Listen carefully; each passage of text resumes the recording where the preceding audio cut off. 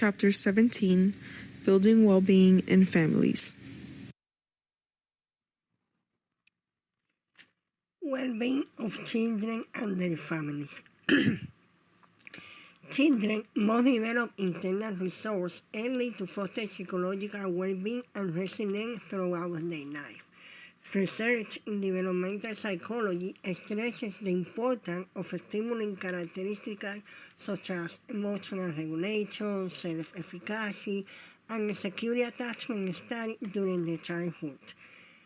These internal resources serve as the foundation for healthy coping strategies, positive interpersonal relationships, and adaptive responses to life challenges, ultimately contributing to an overall sense of well-being and fulfillment in adulthood. It is essential to perform in the context during childhood values and principles, which can help them reframe the stimulus response they need in the most empathetic way to reply to families' realities and needs. Luckily, there have been advances where it is already considered both environment, inner and outer, of the family and the children, within the myriad of contextual factors that either hinder or support families in caring for their children. Counseling psychology can outline various multi-focus, community-based interventions and social policies that aim to enhance internal and external resources and encourage family welfare. Heterogeneity of families. There are some concepts that we need to conceptualize before entering in the depths of this topic on the chapter. We have a dynamic family life, which is the family undergoes continuous developmental and situational transitions, creating a dynamic context that leads to opportunities and challenges characterized by changing circumstances and experience. Other is the diversity in family composition. We know that nowadays the families come in diverse composition, including single parents, grandparents, blended, LGBTQ, and multicultural families. Each has unique characteristics and challenges, which necessitate inclusive programs to support family well-being. Impact of diversity is another term that we need to know. The diversity within family structure influences the opportunities and challenges families encounter, with certain factors being more or less relevant depending on the family type and structure. Inclusive program. It is crucial to expand the definition of family and develop inclusive and effective programs for all children and diverse families, acknowledging and addressing the various needs and experiences with families.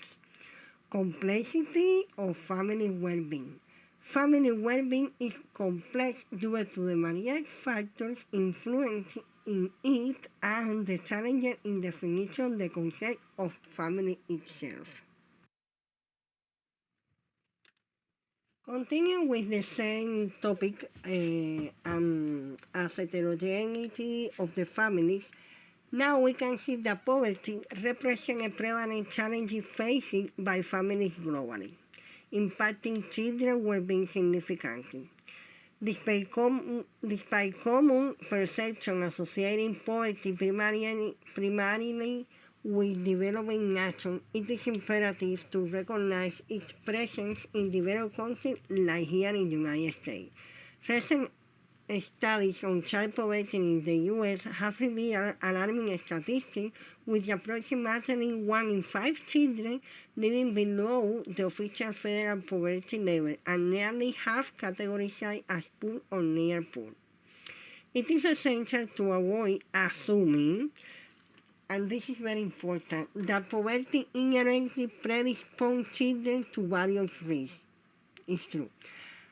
However, despite research underscoring its adverse effect on them, as Ruler and Silver 2002 highlighted, deprivation and adversity associated with poverty can also foster a stimulating effect where individuals develop resilience and strength through navigating and coping with challenges. In general way, the poverty can have two sides of the same coin. For one side, all of the negative consequences have said here that poverty can predispose children to various risks.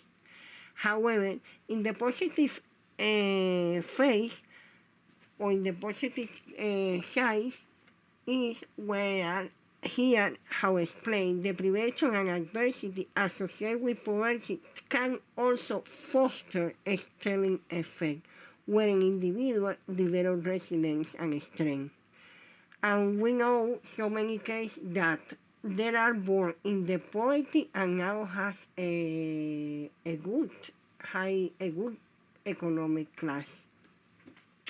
Follow, we can see resilience, that is the ability to bounce back from difficulty.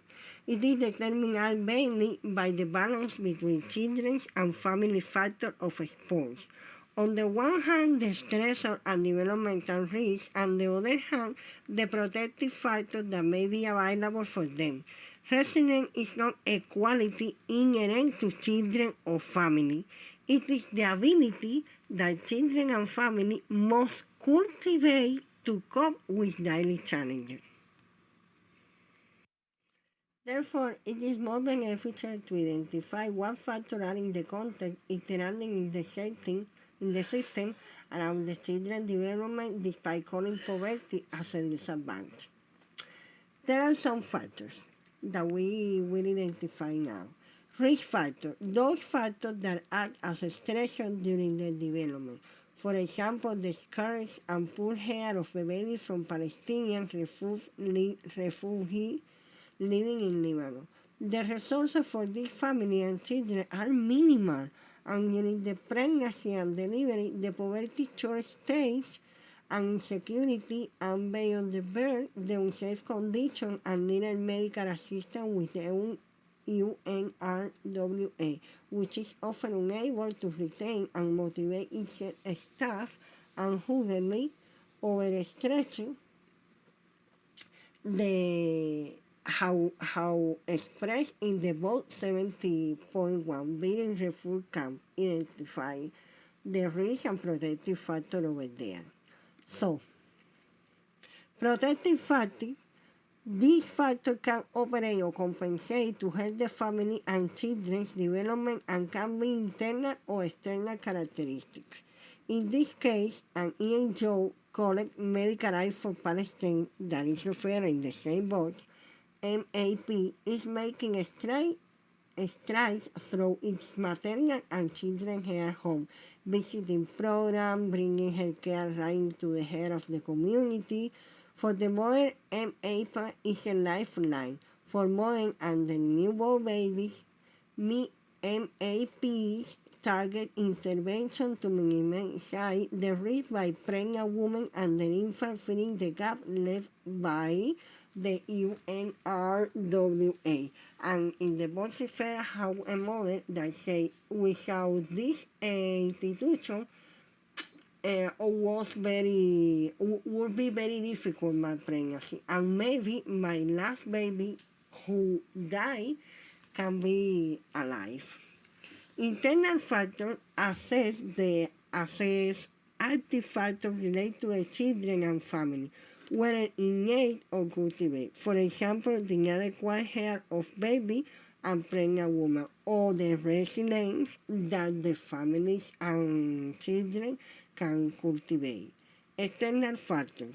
Resource example in the box, the MAP, because this is the source that can help the family.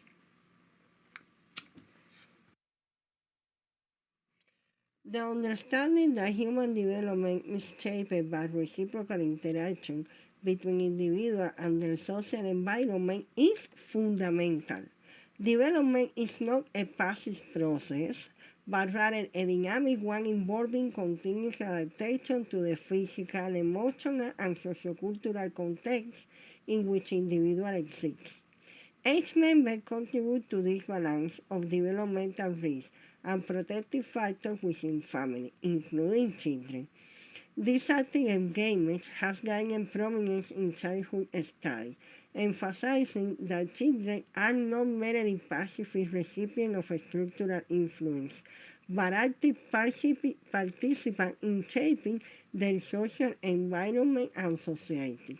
For instance, research by Boyden 2003 illustrates how children, even in conflict-ridden situations, exceed resilience by activating engaging with their circumstance and employing constructive strategies for coping. Thus, family well-being hinges on the active interaction and choice of individual family members, including children, in utilizing relevant protective factors, which are not only determined by the interplay of risk and protective factors within a given context. Still, protective factors must be obtainable in high-risk environments if families are to use them. Therefore, helping to facilitate the process of resilience depends very much on promoting the availability of such protective factors. Counseling psychology practitioners have shown approaches that can be used to reduce risk while supporting families in accessing protective factors in their journey toward well-being. It is crucial to be conscious of our role as counseling psychology practitioners and our privilege to identify potential barriers and emphasize with those who don't have access to the same access and resources. Reframing our notion of families and disadvantage toward an agenda of well-being. This subtopic examines traditional or neoliberal approach to understanding and responding to families, with a focus on those families who encounter adversity. It examines some challenges that originate from those difficulties and behaviors. The values and principles of the counseling psychology are invoked to help reframe our vision, enabling us to better understand and respond to the realities and needs of the family, especially those experiencing difficulty. The approach invoked are individualism and victim blaming, holistic strengths-based ecological perspective, from psychological problems to prevention and promotion, from social isolation to community, from powerlessness to power, from discrimination to inclusion. Approach individualism and victim blaming. The traditional approach to understanding families in Western culture focuses on individualism, blaming family problems on poor choice or deficit within the family because it is focused on the micro level of analysis and look either for difficult within the family unit or within particular family member. This approach leads to victim blaming and doctrine of the personal culpability, with social acceptance of negative consequences for families, because it doesn't recognize the broader force that influence the disadvantage of the assumptions. Individualism is associated with negative outcomes and can perpetuate problems for families already experiencing difficulties because it can transfer initiative, independence, personal responsibility, and freedom of choice onto families. Families are predicted to be self-sufficient entities, and when problems emerge, they are attributed to poor choice or deficit within the family, not society. The conventional approach to helping families is reactive. It addresses problems after they have occurred and focuses on treating or assisting the family rather than addressing broader social issues such as poverty, unemployment, poor housing, limited or inaccessible resources, and lack of social cohesion. The focus is on the surface manifestation, family, of disadvantage, not the deep cause situation. Efforts are more ameliorative than transformative, as they teach families to live with adversity rather than working to change the unjust social conditions that lead the problem. Approach holistic strength-based ecological perspective. Adopting a holistic perspective redirects our attention to an orientation focused on the strength of family living in adverse conditions. An empowering of strength-based focus identify assets and capacities, internal factors in family, and often hope and opportunity not only to family but also to service providers. The value of holism in addressing family is realized in considering the broader context in which families are embedded. This approach recognizes that families are impacted not only by individual members and family settings, but also by other elements of the microsystem, such as extended family, parent network, organization, community environment, social norms, values, and broader socioeconomic policies. Understanding this wider context is essential to developing intervention beyond educational or skill building programs to address social and economic conditions affecting family well-being. Approach from psychological problem to prevention and promotion. Psychological problem. Traditionally, psychological problems are those with individual or the family unit, such as addiction, teenage pregnancy, child maltreatment, delinquency, and crime. These dysfunctions are seen as originating from factors such as genetic, parenting skills, problem-solving abilities, and communication patterns. This approach has limited the understanding of these advances to a psychological level of the surface manifestation of the concept instead of addressing broader issues such as economic conditions and social inequality. This perspective has guided to a treatment orientation that aspires to ameliorate difficulty at the personal or relational with family members. This approach doesn't question the status quo, rather it attempts to reduce maladaptive behavior or adapt the individual and or family to facilitate them to function within established societal structures and norms. Continuing with the approach from psychological problem to prevention and promotion, now we'll see prevention and promotion. That is the principles of prevention and promotion in the context of health and well-being, particularly with families emphasize the multidimensional nature of health, extending beyond resisting psychological problems and the absence of disease to encompass physical, mental, and social well-being. The World Health Organization Ottawa Charter understands the importance of social and personal resources in achieving health and call for coordinated action across various sectors to address the prerequisites for health, including peace, education, social justice, and equity. These ideas remain relevant to public health today and are also of interest in community psychology as they reflect a competency orientation, the influence of the social context on health and well-being, cooperation across sectors of multiple ecological levels, and social ethics and emancipatory values. Prevention and promotion efforts at the personal, collective, and relational level involve intervention to reduce stress, enhance coping skills, foster social support, and promote self-esteem and self-efficacy. These interventions align with values such as self-determination, caring, and compassion. Additional interventions targeting collective well-being focus on structural factors and environmental change to create supportive context and reduce health disparity.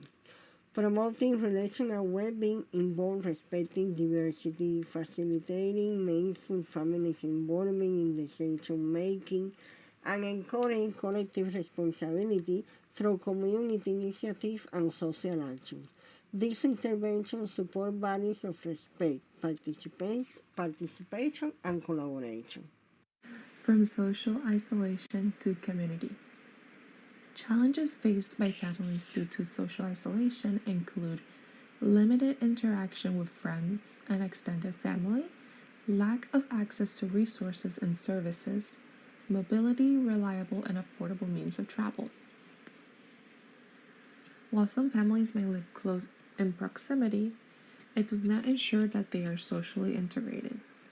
Families may choose or be forced to become isolated from their neighbors and surrounding communities for a variety of reasons, such as fear of crime and violence, cultural or religious differences. Mobility issues are a contributing factor to social isolation because, for example, not having a car or a reliable form of transportation means that the possibilities are limited to the families.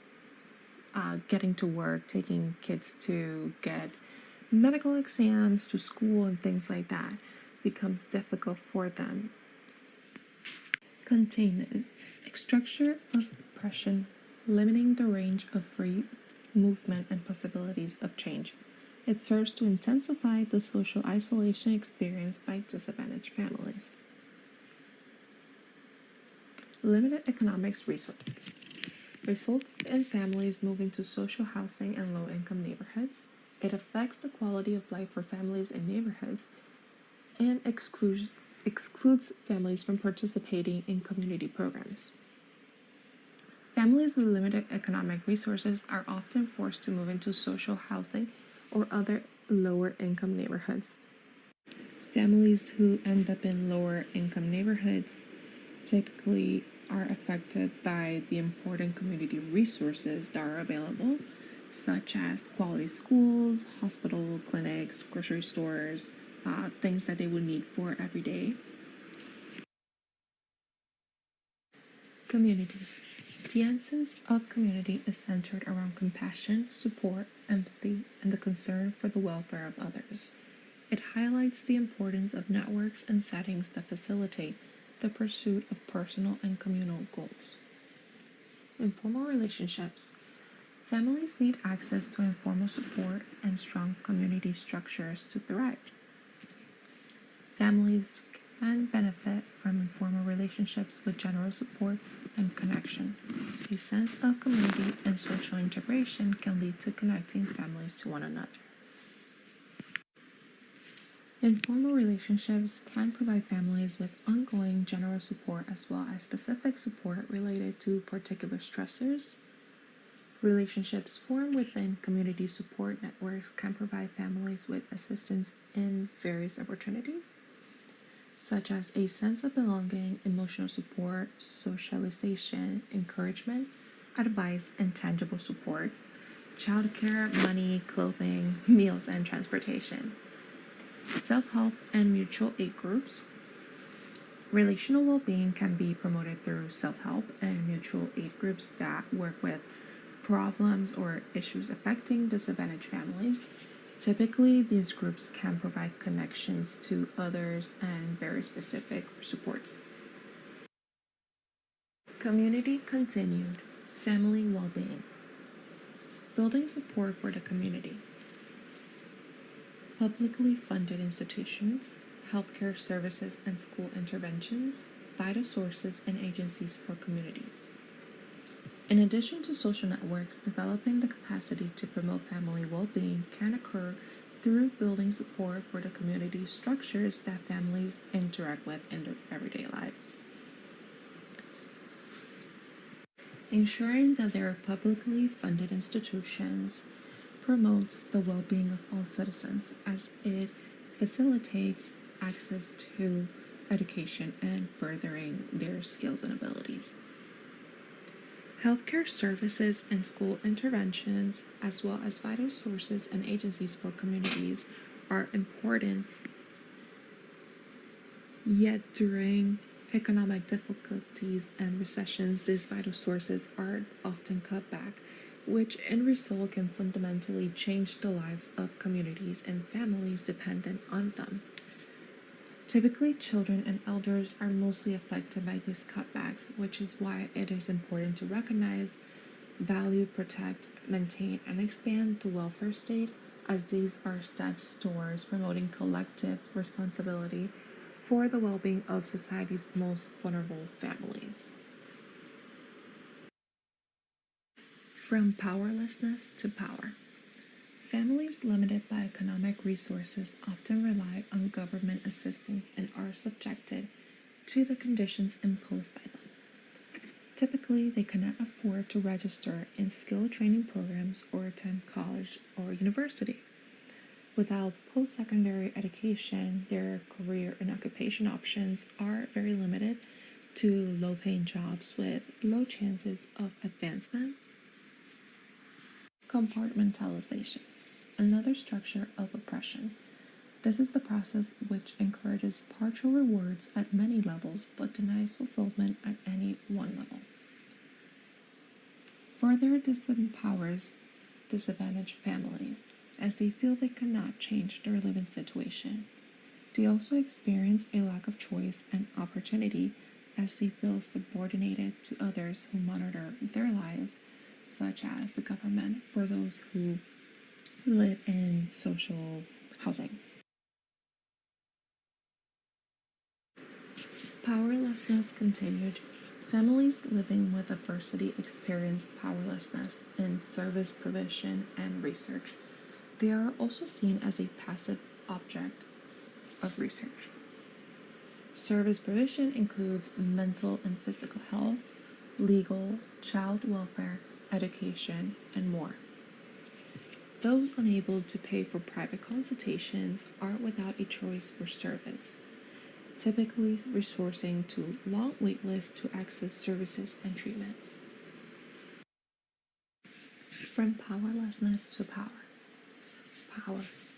Families can gain a choice and voice by implementing the principles of power, which are values of participation, self-determination, and social justice. Value of participation. Respectful collaborative processes where all participants have valuable input in decision-making that affect them. Families must share the power to define problems and formulate solutions in value-based participation. They should be involved in identifying their needs and responses. Power continued. To have power, families living in diversity need a voice and a choice. Self-determination. The ability of families to pursue goals and direct their lives without obstacles. Having control over decision-making affecting present and future well-being. Empowerment. Families maintain a sense of agency and autonomy. Self-efficacy develops. Self-determination is dependent on actualization of social justice. So in order for a family or a participant to have full power and enable self-determination, they first must master social justice. Power continued. Options must exist and opportunities must be accessible. Social justice reflects the fair and equitable distribution of powers, responsibilities, and resources in society. It combines components of voice and choice. Social justice is brought about through social change movements that promote the notion of collective well-being and a vision of a more just and caring society.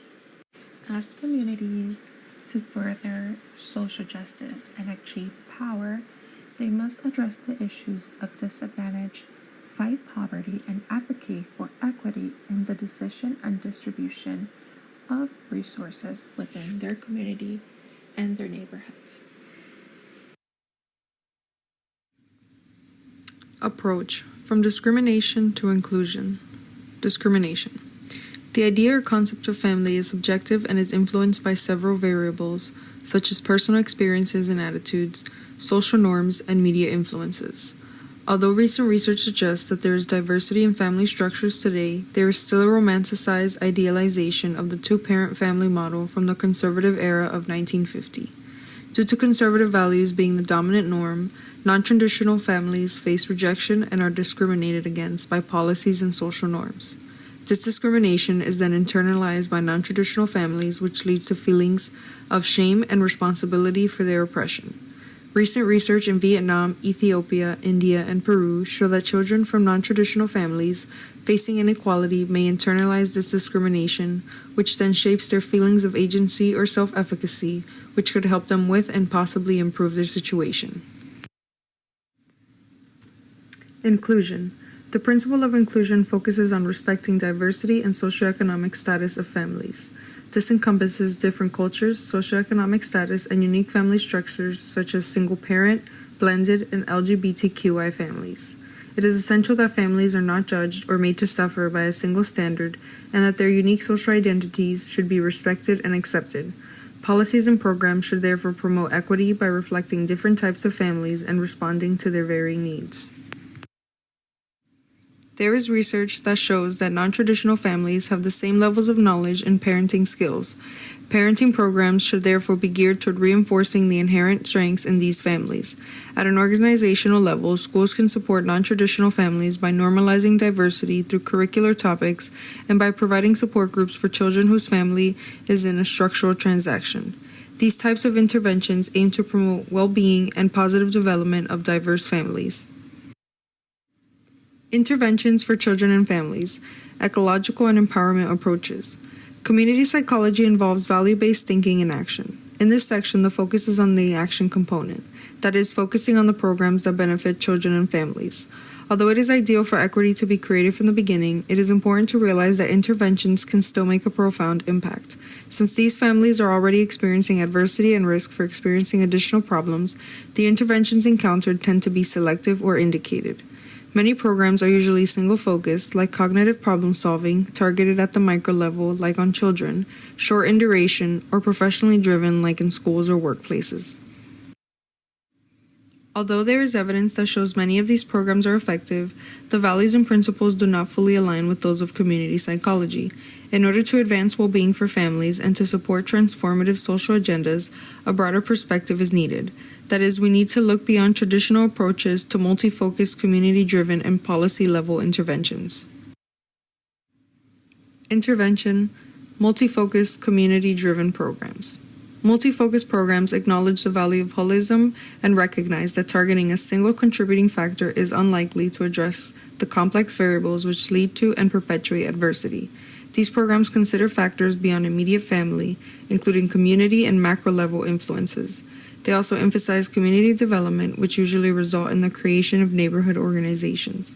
These organizations offer a variety of resources that respond to the needs of families of preschool and elementary school-age children, such as childcare and family support. These interventions can also encourage informal support among neighbors. Since these programs are community-driven, the values promote self-determination, participation, respect for diversity, and accountability. The partnership with community members is where the voice which identifies their needs and wants comes from, as well as choice in determining what types of interventions are necessary and how they will be implemented. There is evidence that multiple component, community-driven interventions are becoming more common. They fit the description of universal programs because the services and supports are available to all families and areas with children in the targeted age range. Therefore, the stigma associated with such assistance is reduced. Some examples of these communities are in Canada, like Better Beginnings, Better Futures, which is a longitudinal prevention research demonstration project that started in 1991 in 8 culturally diverse, low-income, high-risk neighborhoods across the province of Ontario, and the Community Action Program for Children, which is a national program with over 400 projects operating in more than 3,000 communities across Canada's provinces and territories. The models of these programs emphasize community empowerment and collaborative partnership among parents, practitioners, researchers, decision makers, and other citizens. Some activities offered across these programs include home visitations for expectant parents and families with young children, drop-in centers, parent training classes, social skills training, literacy enrichment for children, collective kitchens, and recreational opportunities. Medium and long-term meta-evaluations of these programs have shown positive impacts for children, such as improved physical health, for parents, such as improved empowerment, for families, such as increased social support, for organizations, such as increased networking, and for communities, such as expanded resources. Economic evaluations have also shown positive impacts in terms of costs saved and costs avoided in relation to residual spending in the health, social, education, and justice systems. There is a similar program in Mozambique which encompasses the values of multi-focused, community-driven programs. This program reaches over 3,000 families and focuses on early childhood development, food security, and childcare. The key people in this program are trained volunteers who are elected by the local village community. They are called the Masungukate, which means good advisor. These trained volunteers provide support and education to families in these communities, which respond to immediate needs and long-term sustainability.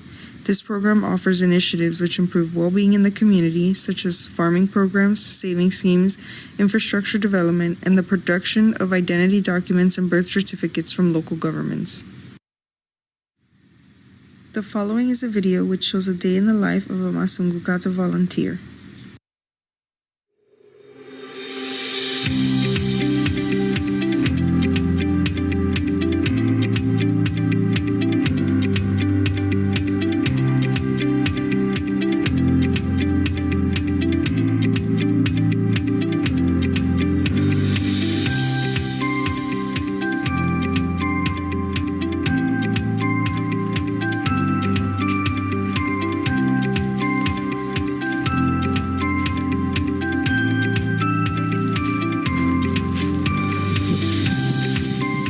Lomu ndzi famba ku ndzi vhizitara kona loko ndzi famba ndzi ndza chikela ndza xeweta va vumela ndzi nghena la mutini ndzi mu byela timhaka ta basiselelo leswiyani ku basiselela ha mutini ku ti basisela miri wa yena ni ku mahlambela ya manga para u kota ku akhoma minchumu ya ku ngeyo u swiyela mutini ka wena ku saseka ka mindzalo ya wena u hayeka a tira vheji ya yena ya masungukati a kusukela ka sweswi nga ni masungudoda va hi gondzisa malatrina mu tlhela mu veka a mati ni sabawu maringani ya ku huma latrina mu hlamba mandla wena panela wo hlaza ku sungula yi basa gomo ku ngeta lahaya i gondzisa leswaku wa mamani wa khwiri loko a ni khwiri teke a ve ni magele ya ku fambelana ni swa vitamina a chibitali hweti ni hweti maringani va ta swi tiva ku n'wana wa hanya khwatsi lomu ndzeni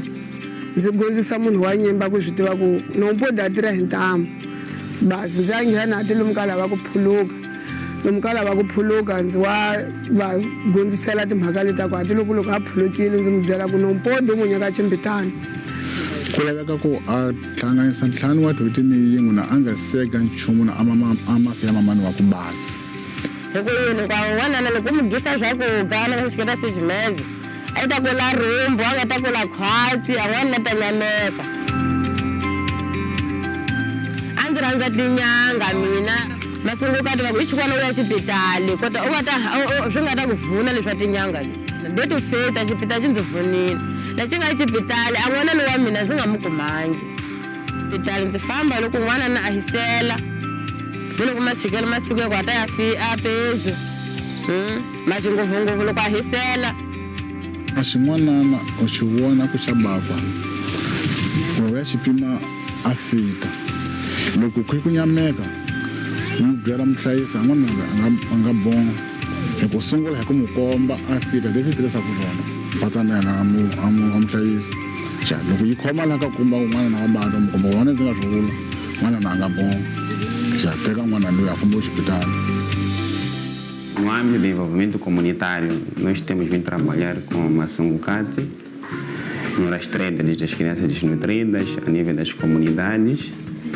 E aquelas crianças que são identificadas por meio de malnutrição são referidas a unidades sanitárias. Veni a n'wana na porata kula khwatsi u fanele mu gisa papinyo gama kwalo mo chemiringi vana va mina va tlhela mutini va rhandza va wu rhandza a muringi laha kaya loko yini vi ya muringi wa ngetela swilo swo tala emirini wa munhu hambi ku kandza magqoka lawo aneka matsembula leswiya chelaka mapunga para vanana hambi ka caya wa chela mafruta swo kota swimowani u mahelela nyana chesikirana u mu gisa byi ni vitamina swo kota tikhuri a n'wana na swi rhandza ngopfu zvakati amahlala ndzi va dyondzisa kambe leswaku ku lava ku kombela ku ve mugwimba muxikitera redi a ku na kama wa ku kala u nga finingeli redi hi leswi ku na ni kama wun'wana lowu hina hi nga tibyela ku kama lowu a tisuna ti kona maxivo va hi dyondzise leswaku a redi teki u ve u finingela kama ni kama hi ku bodi u nga yizi ku a suna ti kona kama loko ku ti kona loko u etlela ti ku lumaka xa hi ti tiya ti ku nyikaku mavabyi loko ndzi chekela ka muti lowuya kota muti yo tola ndzi mona ka nyamutlha nga tsakanga a leya ku ya mu nyika program ndzi famba ku yona ku sungula ndzi ya bula naye yena a yeche a ta sungula ku foromara leswi mukarata kula mbilwini ndzi veka wonela hi susa xikarati lexi xa vanhu lavaya va vuyela ka kurhula va tshama va hlayisana phakathi vanhu lavaya loko ndzi kwatile ndza vitana yena sungudota kota a nga munhu loyi a ndzi dyondzisaka hi mahanyelo laya manene maringani ya ku hi ta pfunetelana na yena a ndzi byela leswi nga swona u ya tshikulela n'wana hi ku a n'wana a nga swi tivi leswi swi nga ku kwatisa lomu mbilwini ya wena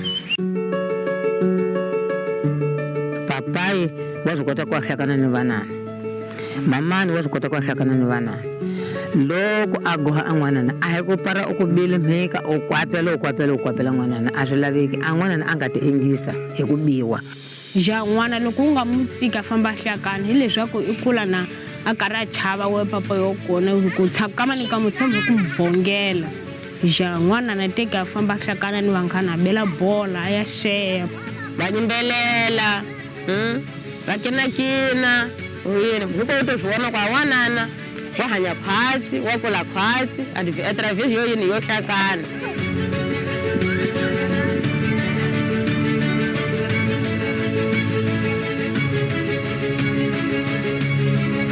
ndzi a nghena kambe ku dyondzisa hi timhaka ta marejista hikuva n'wanana ndzi wa famba ndzi kuma swivonana swa van'wanyani vanharhu munhu ntlhanu laha ka muti wa munhu a va ya nga rejista alisima ya ku a n'wanana tika ya resist hi leswaku a masiku ndzhaku a vanana n'wanana loko u mu tsalela xikolweni a tlhela ka kama n'wana loko va lava ku maha tiprova a ya wuya ta ku va hi tlhelisile xikolweni hi timhaka ta ku va ku a mu na down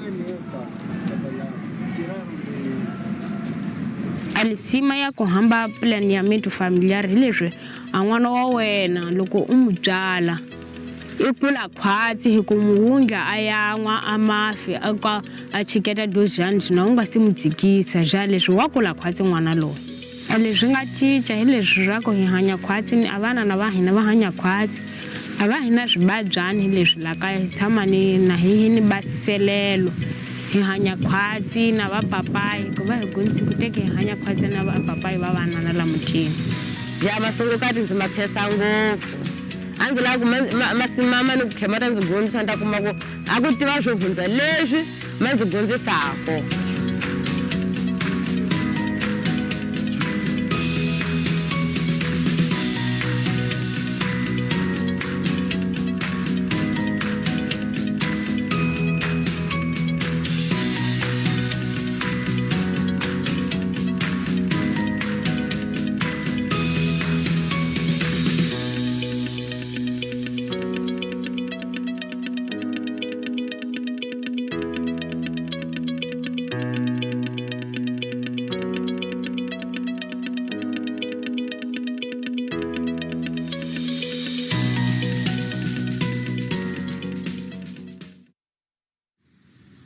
Intervention, social policy interventions.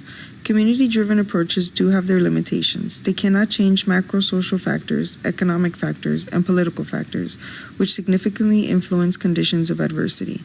These patterns of poverty, which are passed from one generation to the next, can be broken when the poor have the means and opportunity to be healthy, well-nourished, educated, and skilled enough to participate in decision-making. Preschools and early childhood interventions serve as crucial pathways to ensuring that equity and equal education is promoted for children from diverse backgrounds. There has been a positive impact on reducing the school readiness gap for children from families of low socioeconomic status. They have also been found to increase positive cognitive, behavioral, social-emotional, and health outcomes for children from both lower and middle-income families in the U.S. and internationally. Some long-term effects of preschool interventions include individual societal outcomes like higher education, higher income, lower rates of crime, lower rates of teen pregnancy, and lower rates of substance abuse.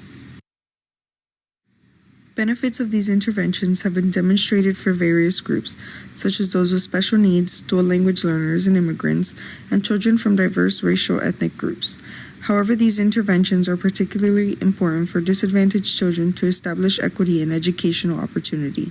It is also crucial for social policies to reflect the importance of well-being and social justice. The means and opportunity for healthy and fulfilling lives is shaped by social policies, economic policies, and health policies. Although there seems to be a belief that a country's wealth produces health, it does not guarantee good health. This idea or concept neglects to look at the distribution of that wealth. It also neglects that health outcomes are impacted by structural factors such as race and gender, and does not consider an emphasis on social, political, and economic activities like affordable housing and full employment policies. Research by Wilkinson Marmot and others highlight that although a country's wealth status does produce health to some extent, the relationships between health and wealth disappear at a certain point. Instead, it becomes a function dependent on the gap between rich and poor. It is important to recognize that health inequalities apply to everyone, and not just those at extremes of poverty or wealth. Therefore, policies should shift their focus from wealth generation to ensuring that there is an equitable distribution of resources across the population. These social interventions, which promote collective responsibility, will benefit not only children and families who are vulnerable, but society as a whole as well. There is still more that needs to be done at the macro social political level to address poverty and its consequences. Policies should address the needs for children and families facing adversity. Social, economic, and health policies can redistribute income to those in lower socioeconomic classes through cash benefits and tax transfers, guaranteeing support payments to custodial parents, encouraging nurturing caregiving environments for children by supporting parental leaves and early childhood care, providing universal health coverage and immunization programs to protect from disease and disability, advancing learning and literacy through funding, education, and safeguarding children and families from violent conflicts. The Child Support Grant in South Africa is a good example of government and citizens acting together. This grant is aimed at community-driven policy change. It was introduced in 1998 for children under 5 years. However, in 2002, the Alliance for Children's Entitlement to Social Security was formed, which consisted of a network of over 1,300 organizations. Participatory research and economic modeling were used to prove that the grant was affordable, and therefore they succeeded in getting the Child Support Grant extended to children under 7 years and subsequently to all children under 18 years. Research has also shown that the grant has proven to be a significant tool in supporting poor families to look after their children. Our text highlights a great example of the importance and power of focusing not on economic growth, but rather on social policy. Kerala in India demonstrated remarkable transformations through social policy change that was geared towards alleviating poverty and fighting oppression. Kerala faced poverty, malnutrition, overcrowding, and health and social issues. They implemented policies and structural reforms which focus on social justice and equitable resource distribution, such as land tenure, income equalization, and legislation to provide better social security, pensions, and working conditions. Some other achievements included free primary and secondary level education, increased agricultural productivity, child labor law enforcement, and enhanced female labor force participation. Public indicators demonstrated that Kerala had lower disease rates, higher immunization rates, and better access to health professionals and facilities compared to the rest of India. The increased awareness and understanding of rights among the poor led to raised political consciousness and persistent grassroots activity to force the government to listen to the poor and respond to their needs. Recent data shows that Kerala has maintained many of the gains in their health status through the first decade of the millennium. Some examples include high literacy rates, low infant mortality rates, and improved housing conditions. Kerala managed to significantly improve the quality of life for the broad majority of citizens by prioritizing equity-driven structural change. In this chapter, we saw that through a traditional lens, we see that families in adversities are viewed in terms of deficits, blamed for their misfortunes, measured against narrow standards, discriminated against, and treated as passive recipients of services. Social isolation and powerlessness are consequences of this view. When viewed through a community psychology lens, families are viewed as having strengths, being impacted by multiple ecological levels, embracing diversity, and having rights to power, inclusion, and self-determination. Interventions focusing on multiple components, which involve participants as meaningful stakeholders and promoting equity and social justice, can foster hope, social change, and enhance opportunities for all children and families to become valued members of society with their needs met. It is essential to prioritize values, principles, and interventions that support personal, relational, and collective well-being by transformation of unequal and unjust systems of power and privilege, thereby improving the lives of families experiencing adversity and society as a whole. Thank you for your attention throughout our presentation. We hope that our review of this chapter on building well-being in families has provided valuable insights and understanding.